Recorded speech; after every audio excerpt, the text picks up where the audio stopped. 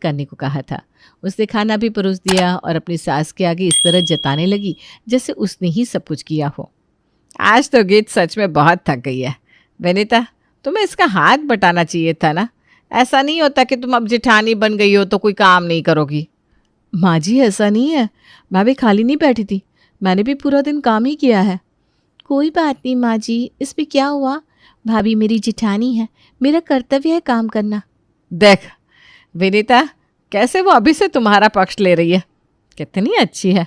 और तो और क्या खाना बनाया है तुमने गीत, सच में खाकर मजा ही आ गया बेटा। थैंक यू माँ जी। विनीता को इतने साल हुए हैं, फिर भी आज तक मैंने इतना स्वादिष्ट खाना नहीं खाया कभी। खाना तो मैं भी अच्छा ही बनाती हूँ माँ जी, लेकिन लगता है अब आपको अपनी छोटी बहू कुछ ज़्यादा ही पसंद आने लगी है। अरे विनीता बेटा, ऐसे कैसे तो बात कर रही है अपनी सास से? हैं? ऐसे बात नहीं करते बेटा। देख मेरी गीत को, आज तक बड़ों के आगे कभी मुंह तक नहीं खोला इसने।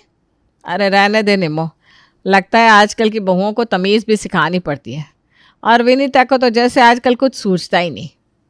लगता है गीत के आने से उसे जलन सी महसूस हो रही है।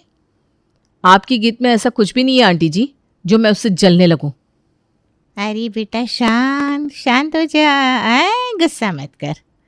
गीत के आने के बाद से ही निम्मो इसी कोशिश में लगी थी कि कावेरी का सारा प्यार और साथ सिर्फ और सिर्फ उसकी भतीजी गीत को ही मिले, और इस काम में वो काफ़ी हद तक कामयाब भी हो गई थी, क्योंकि अब कावेरी को भी यही लगने लगा था कि गीत ही उसकी सबसे अच्छी बहू है।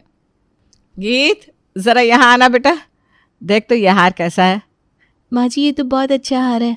अच्छा है ना, मैं सोच रही थी ये मैं तुम्हें दूंगी, क्योंकि मैंने विनीता को भी ऐसा ही हार दिया है उसकी शादी में। अब तुम्हारी बारी है इस हार को लेने की। ये तो बहुत सुंदर है माँ जी। विनीता, ये हार ज़रा पुराना हो गया है, तुम्हारे पास अगर वक्त हो तो इसे पॉलिश करवा लाना।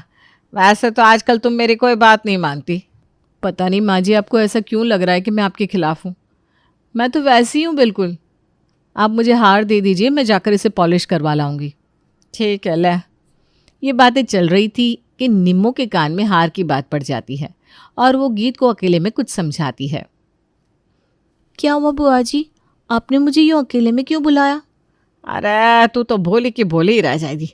अपनी जिठानी को इतना महंगा हार दे रही है, कहीं उसकी नीयत खराब हो गई तो? नहीं बुआ जी, भाभी के पास तो पहले से ही ऐसा वाला हार है, वो क्यों मेरा हार लेने लगी? अरे ठीक है, नहीं लेगी, लेकिन तुझे अपनी सास को तो यही शक डालना है कि तेरी जेठानी की नज़र तेरे हार पर है।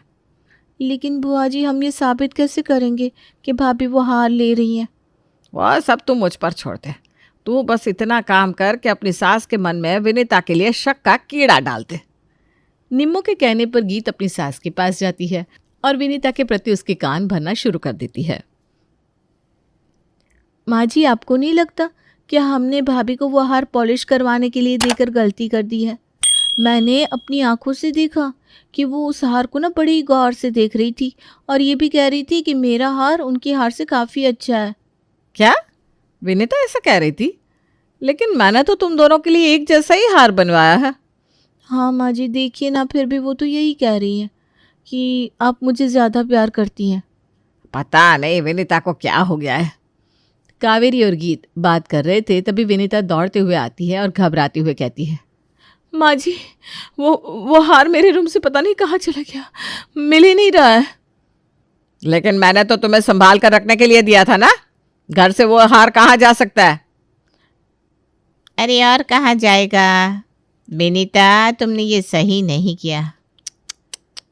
हार की लालच में तुम इतना गिर जाओगी, मैंने तो सोचा ही नहीं था। नहीं, तू यहाँ क्या कर रही है? और तुझे कैसे पता चला कि हम हार के चोरी होने के बारे में बात कर रहे हैं? तू तो अभी अभी आई है और गीत भी यहीं खड़ी है, उसने भी तुझे नहीं बताया।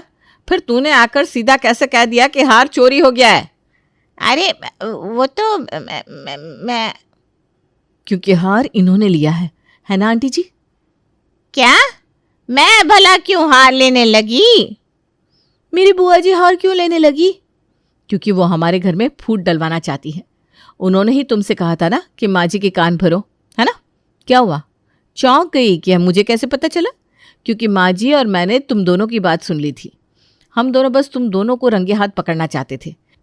ये हार कोई असली नहीं है। वो तो भाभी, बुआ जी ने ये सब। निम्मो, ये तूने सही नहीं किया। तेरी भतीजी का नाम ऊंचा रखने के लिए तूने मेरे घर में आग लगा दी।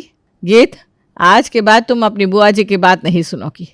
अब तुम्हारा घर ये है, हम तुम्हारा परिवार है, और अपने घर की बातें कभी भी बाहर वाले को नहीं बतानी चाहिए। इससे ही ससुराल में एक बहू का स्थान बना रहता है। और निम्मो, तुम अगर चाहती हो कि तुम्हारी भतीजी अपने ससुराल में खुश रहे तो उसकी मदद करना छोड़ दो। वो जैसी भी है अब हमारे घर की बहू है। जी माँ जी, मैं समझ गई हूँ। बुआ जी, आज के बाद आप मेरे ससुराल में दखल नहीं देंगी। अब मैं बुआ जी की बेटी नहीं, सेठी परिवार की बहू हूँ। आंटी जी, आप पड़ोसन हैं और पड़ोसन ही बनकर रहिए प्लीज़। अब आपकी बेटी हमारे घर की छोटी बहू है और हम दोनों देवरानी जेठानी को कैसे चलना है हम खुद देख लेंगे। आपने आज तक जितनी मदद की है उसके लिए धन्यवाद। अरे मैं तो बस यूं ही वो। बाय निम्मो, अब ये तुम्हारी बेटी का घर है और बेटी के घर बार बार आना अच्छा नहीं लगता ना। हाँ, सही बात है। गीत को हम संभाल लेंगे। टाटा। हाँ, चलती हूँ फिर। अच्छा गीत। बुआ, मैं ठीक हूँ। मैं अपने ससुराल में सब संभाल लूंगी अब से। हाँ हाँ, मैं भी यही कह रही थी बेटा। निम्मो के जाने के बाद गीत को एहसास होता है कि उसने आज तक अपनी बुआ की बातों में आकर कितना गलत किया था, इसलिए वो शर्मिंदा महसूस कर रही थी।